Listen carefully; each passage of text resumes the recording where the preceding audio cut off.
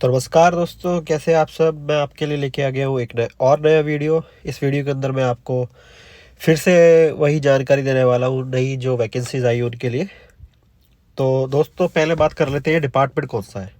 उसके बाद मैं बताऊँगा कि इस डिपार्टमेंट के अंदर किस किस पोस्ट पर जो है वो वैकेंसीज आई है। तो अब अगर हम इस डिपार्टमेंट की बात कर लें तो इस डिपार्टमेंट का नाम है central council for research in yoga and naturopathy, जो कि मिनिस्ट्री ऑफ आयुष के अंदर आता है, गवर्नमेंट ऑफ इंडिया। यानी कि ये एक सरकारी नौकरी है। जैसा कि मेरे चैनल का नाम है सरकारी नौकरी, तो मैं आपके लिए सिर्फ वही वीडियो लेके आता हूँ जिसके अंदर सरकारी नौकरी होती है। जो भी वैकेंसी सरकारी नौकरी से रिलेटेड होती है, जिसके अंदर आपको सरकारी नौकरी मिलती है, मैं उसी से रिलेटेड वीडियो बनाता हूँ। तो चलिए दोस्तों बात करते हैं यहाँ पर कौन कौन सी पोस्ट पे जो है वैकेंसीज आई है। पहली जो पोस्ट है वो है रिसर्च ऑफिसर की, और रिसर्च ऑफिसर ये है योगा एंड नेचुरोपैथी के अंदर। इसके अंदर जो पे लेवल रहेगी वो रहेगी लेवल 10। टोटल 10 पोस्ट है इसके अंदर। सेकंड जो पोस्ट है वो है रिसर्च ऑफिसर की ड्यूरो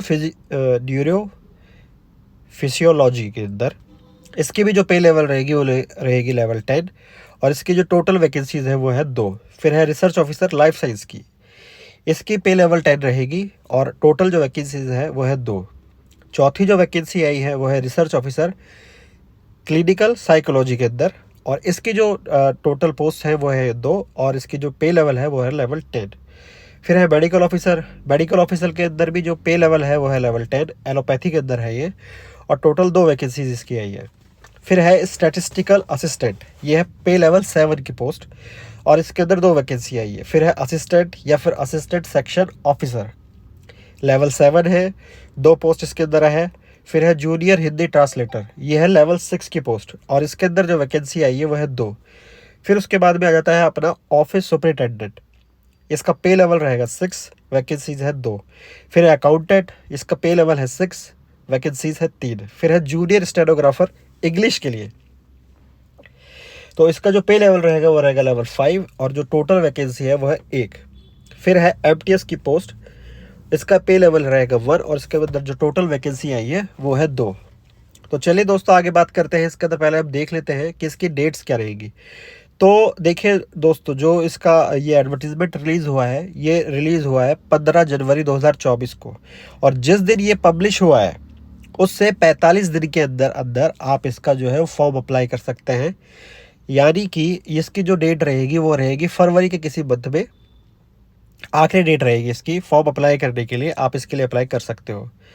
पोस्ट जो निकली है वो काफ़ी अच्छी अच्छी पोस्ट है, जनरल कैडर के भी पोस्ट है, और मेडिकल से रिलेटेड भी इसके अंदर पोस्ट्स जो है वो निकली है। और सैलरी भी काफ़ी अच्छी है, क्योंकि पे लेवल 7 की भी इसमें पोस्ट निकली है, 10 की भी है, लेवल 6 की भी है। तो काफ़ी अच्छी अच्छी जो है इसके अंदर सैलरी मिलने वाली है आपको। आगे हम देखते हैं आगे इसके अंदर और क्या जानकारी दी गई है। तो बढ़ते हैं। यहाँ पे देखिए एसेंशियल क्वालिफिकेशंस वगैरह जो है उसके बारे में बताया गया है, और जो एज लिमिट रहेगी उसके बारे में भी यहाँ पे दिया गया है। तो जो रिसर्च ऑफिसर है योगा एंड नेचुरोपैथी के अंदर, उनका देखिए एसेंशियल क्वालिफिकेशन क्या क्या चाहिए। BNYS and PhD in yoga naturopathy from a recognised university. अब जो लोग साइंस के फील्ड से हैं, जो लोग इसके बारे में जानते हैं, उनको पता होगा कि BNYS क्या होता है। या फिर आपके पास BNYS एंड MD हो, इन MD की डिग्री हो इन योगा एंड नेचुरोपैथी के अंदर, या फिर आपके पास MSc हो योगा और PhD के अंदर, या कोई भी और टॉपिक जो है रिलेटेड हो योगा थेरेपी से। तो ये आपको जो है एसेंशियल क्वालिफिकेशन आपको चाहिए। इसकी जो अपर एज रहेगी वो रहेगी 40 साल। फिर है रिसर्च ऑफिसर फिजियोलॉजी के लिए, इसके अंदर आपके पास MBBS होना चाहिए, या फिर MD PhD इन साइकोलॉजी होनी चाहिए आपके पास में किसी भी रिकॉग्नाइज्ड यूनिवर्सिटी से। और इसके साथ में ही आपके जो डिज़ायरेबल में हम नहीं जाएंगे, डिज़ायरेबल पढ़ देता हूँ कि published work in yoga and neuro physiology, desirable हमको नहीं देख रही है इसके अंदर। इसके अंदर भी जो मैक्सिमम एज है वो है 40 साल। फिर है रिसर्च ऑफिसर लाइफ साइंस के लिए, तो इसके अंदर भी MBBS MD PhD in biochemistry, molecular biology, cytogenetics and recognised university ये मांगा गया है। या फिर MSc PhD in biochemistry, immunology, molecular biology, cytogenetics from recognised university, यहाँ पे ये दिया गया है। वही मैक्सिमम जो एज मांगी गई है वो मांगी गई है 40 साल। फिर है रिसर्च ऑफिसर की, इसके अंदर भी वही मांगा गया है आपके लिए MBBS हो, MSc, MPhil, PhD in clinical psychology, neuro psychology from a recognised university, या फिर MA, MSc, PhD in clinical psychology, neuro psychology from a recognised university. 40 साल इसकी जो अपर एज है वो रहेगी। फिर है मेडिकल ऑफिसर एलोपैथी के लिए, इसके अंदर जो मांगा गया है वो पढ़ लेते हैं। इसके अंदर मांगा गया है a recognised qualification included in the first or second schedule or part second of the third schedule other than licentiate qualification of the Indian Medical Council, completion of compulsory rotating internship। अब देखिए दोस्तों, medical के बारे में मुझे ज़्यादा कुछ इतनी जानकारी नहीं है, तो फिर भी मैं कोशिश करूँगा, अगर आप लोग कमेंट करते हो कि आपको इसके बारे में जानना है तो मैं अलग से एक वीडियो बना दूंगा कि ये क्या होता है। मिनिमम इसमें जो एक्सपीरियंस मांगा गया है वो 3 साल का मांगा गया है हेल्थ केयर इंस्टीट्यूशन के अंदर, और 40 साल इसकी जो है वो अपर एज मांगी गई है। यहाँ पर अगली जो पोस्ट है वो है स्टैटिस्टिकल असिस्टेंट की, तो इसके अंदर जो मांगा गया है वो मांगा गया है कि मास्टर डिग्री हो स्टैटिक्स और मास्टर्स इन डिग्री, यानी कि MA जो है वो स्टैटिक्स में हो या फिर मास्टर डिग्री हो उसके पास में, मैथ में, इकोनॉमिक्स में जो सब्जेक्ट है वो मैथ, इकोनॉमिक, कॉमर्स ये होनी चाहिए, या फिर स्टैटिस्टिक्स और mathematics with statistics as one of the subject with 3 year experience in handling data, ये आपके पास में डिग्री हो। अपर एज जो है वो 30 साल मांगी गई है। फिर है असिस्टेंट ASO के लिए, यहाँ पर दोस्तों बहुत अच्छी अपॉर्चुनिटी है आपके पास में, क्योंकि इस लेवल 7 पर कोई भी जो है वो एक्सपीरियंस नहीं मांगा गया है। सिंपल से आपके पास में एक बैचलर डिग्री मांगी गई है और कुछ नहीं है, तो आप इसके लिए अप्लाई कर सकते हो। 30 साल जो है इसमें अपर एज दी गई है। अगली जो पोस्ट है वह है जूनियर हिंदी ट्रांसलेटर की, इसके अंदर मास्टर डिग्री मांगी गई है, हिंदी आपके पास सब्जेक्ट हो, इंग्लिश हो, वही सब इसके अंदर दिया गया है, और 35 साल इसकी जो है अपर एज मांगी गई है। फिर है ऑफिस सुपरिटेंडेंट की, तो इसके अंदर आपके पास में जो है कोई भी डिग्री हो और आपके पास पे नॉलेज होना चाहिए, जो रूल्स वगैरह होते हैं करस्पॉन्डिंग जो होती है उसके बारे में आपके पास में जानकारी होनी चाहिए। इसके साथ ही इसके अंदर 5 साल का जो है वो एक्सपीरियंस मांगा गया है एज अ सीनियर क्लर्क, और कोई भी इससे रिलेटेड जो भी पोस्ट हो उसके अंदर 5 साल का आपके पास एक्सपीरियंस होना चाहिए, और इसकी जो मैक्सिमम एज है वो है 35 साल।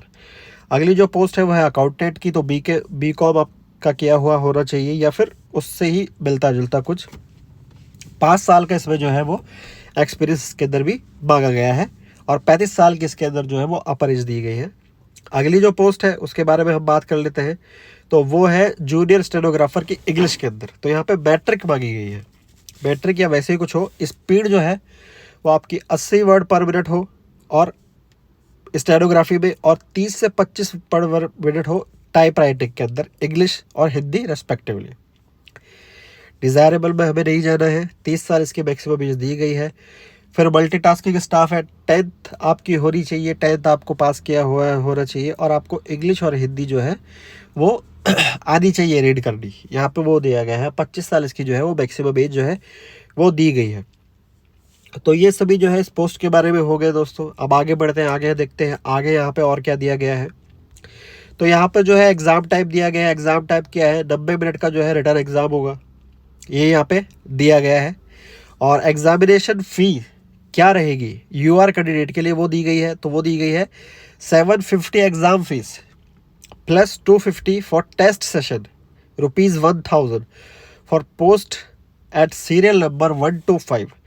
सीरियल नंबर 1 से 5 के लिए जो पोस्ट है उसके 750 जो है एग्ज़ाम फीस तो है, प्लस 250 रुपये टेस्ट के सेशन भी हैं, तो यानी कि कुल टोटल 1000 रुपये जो है वो आपकी फ़ीस होगा इसके अंदर।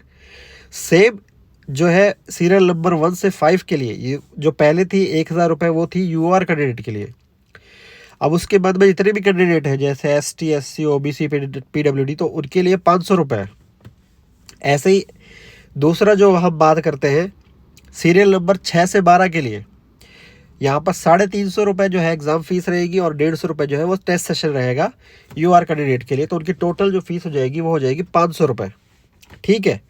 और उसके बाद में जो क्या रिजर्व कैटेगरी है उनके लिए 250 रुपये जो है यहाँ पे फीस हो गई। यहाँ पे एक और चीज़ लिखी गई है, fees for skill test wherever applicable will be charge separately. 500 रुपये उसके लिए अलग से ली जाएगी अगर वो एप्लीकेबल होता है, तो यहाँ पे ऐसा लिखा गया है। ये तो बहुत पैसे ले रहे भाइयों। चलिए ठीक है, आगे बात करते हैं। आगे यहाँ पर और कुछ दिया गया है ऐसा इम्पोर्टेंट, तो मैं आप देख लेता हूँ, अदरवाइज़ आप इनकी वेबसाइट पे भी जाके चेक कर सकते हैं। वैसे भी जब आप इसका ऑनलाइन फॉर्म फिल करेंगे तो इसकी वेबसाइट पर तो जाएगी, बिना उसके तो कैसे करेंगे फॉर्म फिल। तो जब आप इनकी वेबसाइट पे जाएंगे तो वहाँ पर जाके जो है आप सारी ये चीज़ें देख सकते हैं। आगे बढ़ते हैं, आगे देखते हैं यहाँ पे और कुछ इन्होंने दिया गया है। तो ज़्यादा तो कुछ ये देते नहीं है, पता नहीं क्या क्या डाल देते हैं इसके अंदर।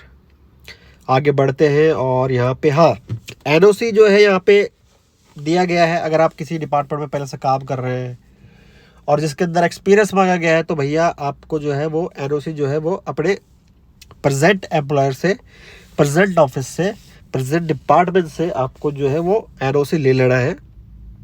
और डॉक्यूमेंट वेरिफिकेशन के टाइम, डॉक्यूमेंट वेरिफिकेशन होगा जब आप पास हो जाएंगे, आप सेलेक्ट हो जाएंगे, उसके बाद में आपका डॉक्यूमेंट वेरिफिकेशन होगा, तो उस टाइम में आपको जो है वो एनओसी चाहिए। वहाँ पे वो एनओसी जो है आपको प्रोड्यूस करनी पड़ेगी। आगे बढ़ते हैं, आगे यहाँ पे और कुछ दिया गया है। तो और आगे यहाँ पे ऐसी कोई जानकारी तो अलग से दी गई नहीं है। एग्ज़ाम में बुलाने के लिए कोई पैसा तो ये कभी देते नहीं है। यहाँ पे कट ऑफ मार्क्स रखे गए, यूआर के लिए 35, ओबीसी ईडब्ल्यूएस के लिए 30%, पर इसका कोई मतलब नहीं पड़ता क्योंकि ये अलग से जो है वो फिर अपने हिसाब से कट ऑफ निकाल देंगे, तो इसका कोई मतलब ही नहीं रहेगा फिर। आगे बढ़ते हैं, आगे यहाँ पे और कुछ दिया गया है। तो resolution of tie of cases, tie cases हो जाते हैं मतलब बराबर नंबर आते हैं, तो उसके लिए दिया गया है। टोटल मार्क्स काउंट करेंगे, डेट ऑफ बर्थ और अल्फाबेटिकल ऑर्डर में नेम जो होंगे वो सब। तो इतना ही था दोस्तों इसके अंदर। आपको क्या करना है, इनकी वेबसाइट पे जाना है। यहाँ पर दिया गया है रिक्रूट RECRUIT.NEILIT.IN, इस पे जाके आप जो है वो इसके लिए अप्लाई कर सकते हैं। बाकी यहाँ पे ऊपर जो है वो डिपार्टमेंट का नाम मैंने आपको बता ही दिया था। डिपार्टमेंट का नाम क्या है? डिपार्टमेंट का नाम है central council for research yoga and naturopathy. आप इसके अंदर अगर इससे भी सर्च करेंगे तो भी जो है ये आपको दिखा देगा कि ये डिपार्टमेंट है, इसके अंदर आप जा सकते हैं। बाकी जो भी है इसकी जो डिटेल रहेगी वो मैं कमेंट बॉक्स में लिख दूंगा आपको। तो दोस्तों मैं चाहता हूँ कि आप लोगों मेरे इस चैनल को लाइक करें, शेयर करें, सब्सक्राइब करें, ताकि आपको ऐसे ही यूनिक जो डिपार्टमेंट्स हैं उसके अंदर जो वैकेंसीज आई है उसके बारे में आपको पता रहे, आप जो है उससे अवगत रहो। तो ठीक है दोस्तों, मिलते हैं अगले किसी वीडियो में। तब तक के लिए धन्यवाद और शुक्रिया।